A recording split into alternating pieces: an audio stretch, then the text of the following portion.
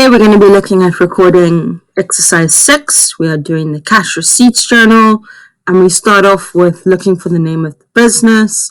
So we're going to do the cash receipts journal of Porky's Caterers for December 2020. So in your workbook, you're going to the page 30 for the transaction. All of the transactions are listed on page 30 at the bottom, exercise 6. And the answer sheet is on page 31 at the bottom. And so we're going to record the name of the business. Cash Receipts Journal of Porky's Caterers, December 2020. And December is the 12th month in the year, so that would make our little code CRJ 12. We look and see under the second bullet point of our page, provide for the following analysis columns: analysis of receipts, bank, current income, and sundry. And in our journal paper, all of our headings have already been filled in for us. So we're ready for our very first transaction. It's happening on day 1. P. Porky won $2 million on the game show Deal or No Deal. It was decided to open a catering business, Porky's Caterers. 60% of the winnings were deposited into the current banking account in the name of the business. Receipt 001 was issued. Okay, so here we have our receipt number 001, day 1, and we have the name of the person who's putting the money in, P. Porky. So we go, doc number, receipt 001. It's happening on day 1. Who is putting the money in? P. Porky. Porky. How much money? That's where we have to do a little calculation. He's not putting the entire 2 million in. He's only putting in 60%. So we need to work out what 60% of 2 million. So we can record 2 million. Make sure you have enough zeros times 0.60, or you could say times 60 divided by 100. And you get out your calculator. You don't have to do this kind of maths in your head. And we've got 2 million times 60%, and we get 1,200,000. That's how much money is going into the business. What are we going to call that money? Well, whenever the owner puts money in the business, in accounting, we call that capital. So we go to record 1,200,000 in analysis of receipts. Is anything else happening on day 1? Do we have another transaction? Have a look. No, we don't. So at the end of the day, you would get out your ruler and your pen, and we underline analysis of receipts at the end of the day. We deposit the total amount that we received for that day into our bank account. We have to decide where we will record capital. Current income has its own column, so it has to go to sundry. And we would record that as capital. We then move on to the next transaction. Day 8, cash received for services rendered. Whenever we see services rendered, we know that that uses a cash register roll, unless they have given us a receipt number. But 99 out of 100 times, you are going to record it as cash register roll. So we go to our doc number, cash register roll. Day 8. Whenever it's services rendered, we record it as services rendered. We then need to record how much money did we receive? 14,400. Do we receive any more money on day 8? We have a look. No, we don't. So it's the end of day 8. We are going to underline the amount in our analysis of receipts column. We are going to deposit that money into our bank account. And what is that 14,400 for? Services rendered is current income, and we have a column for current income. We then move on. Catered a function for Rustenburg High School for Girls. Porky's caterers charged 220 Rand per head. There were 250 people at the function. Received a check for the amount due. Receipt 002 was issued. So, number one, we are a catering company and we are catering food for a function. That is services rendered. Normally, we would record that as cash register roll. But they have told us that we have issued a receipt. So, we are going to fill that in.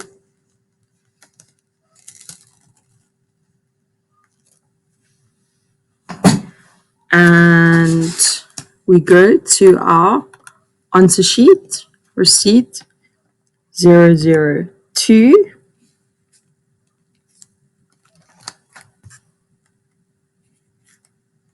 And that's on day 14. And we have a look. Whenever it's a receipt, we're going to indicate the name of the company. Rustenburg High School for Girls.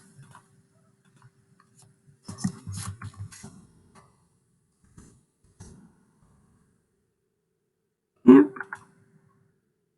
We now need to work out how much did we receive. So, there were 220 Rand per person, per head, per person. And there are going to be 250 people. So 220 Rand per head times 250 people. So we get out our calculator.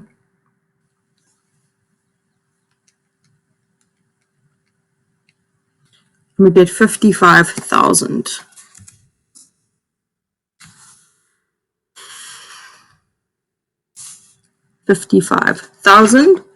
And we are going to record that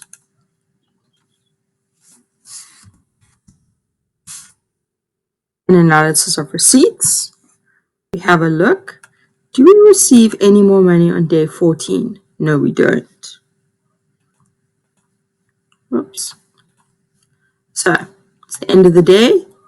We underline the last value in our analysis of receipts column. We deposit the money, the total that we receive for that day. And whenever we provide a service, we would record it as current income. We then move on. The owner decided to increase their capital contribution by 25,000 Rand by depositing a check into the current account of the business. We have to decide what that would be, a receipt or a cash register roll. We know that whenever we provide a service, that would be cash register roll, unless they specifically told us that it was a receipt. Every other transaction in the cash receipts journal is going to be a receipt. We know, like this example, the owner put money in for capital, receipt was issued. That's where our second receipt was issued on day 14. So this transaction is going to be our third receipt. 003. And this is happening on day 24. The owner, so we know that's P. Okay, is putting an extra 25,000 Rand for capital. Do we receive more money on day 24? We go have a look. Yes, cash is received for services rendered. So we don't deposit that money into our bank account yet. Don't do it in bank. What is that 25,000 Rand for? It's for capital. Capital does not have its own column.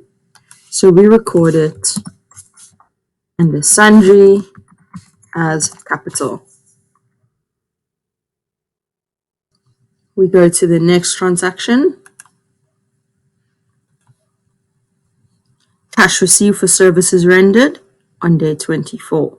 So this one, we've done these types of transactions before.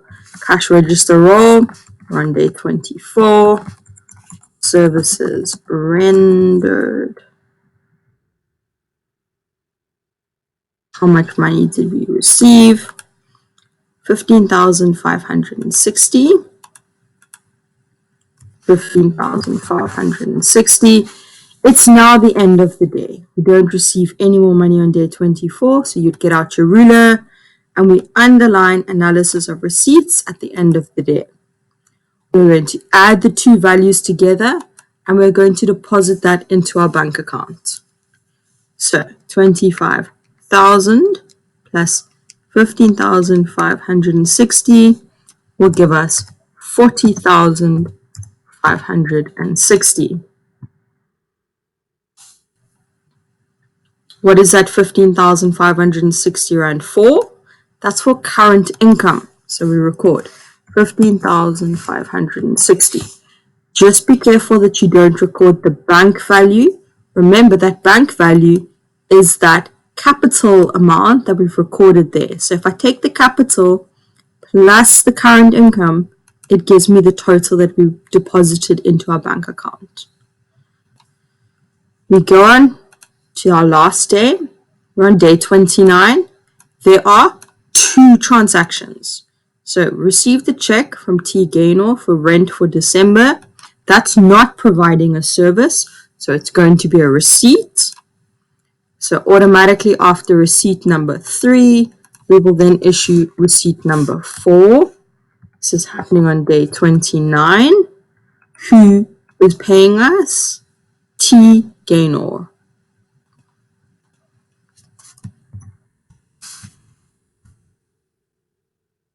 How much money do we receive? We receive 7,800 Rand.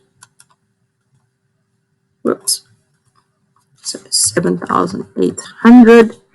Do we receive more money on day 29? Yes, we do. This is another transaction. So we don't deposit it into our bank account yet. We then have a look. What would we call money that we receive for rent? Hopefully you're going rent income. That doesn't have its own column. So it goes into sundry, rent, income. Oops. There. We've got another transaction on day 29. Have a look. Catered a kiddies party received the check for 4,900.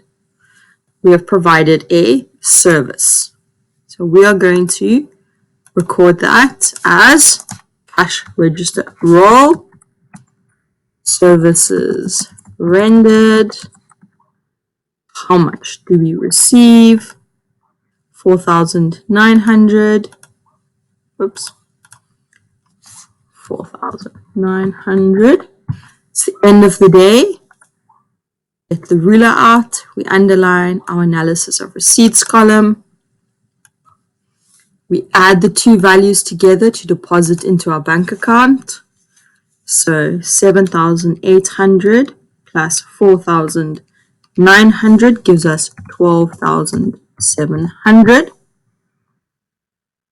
What is that 4,900 Rand for? Services rendered, which we call current income in accounting. Yep. Now, it is the end of the month and we need to total our columns. We total from bank onwards. So you get out your ruler, you're going to underline from bank all the way to sundry accounts, from bank all the way to sundry accounts. So above and below. We do not add an extra line here for analysis of receipts. We don't total analysis of receipts. Those amounts are deposited into our bank account. That is where we total those amounts.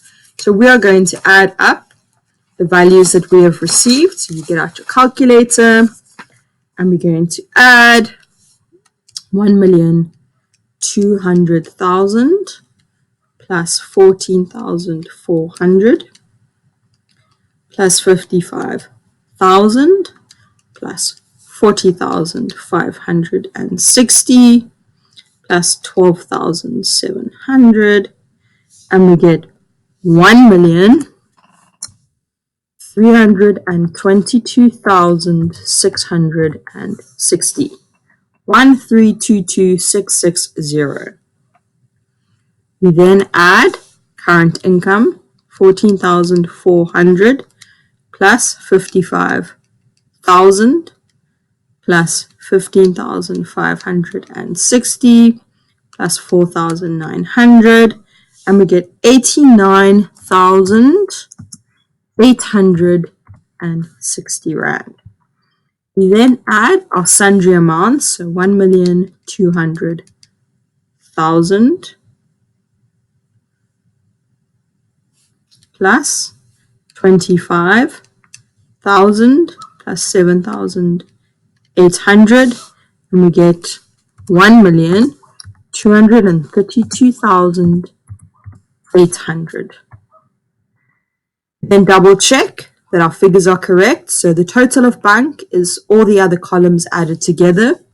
So we add 89,860 plus 1,232,800, and we get 1,322,660. That totals bank, so we are happy we have quoted it correctly.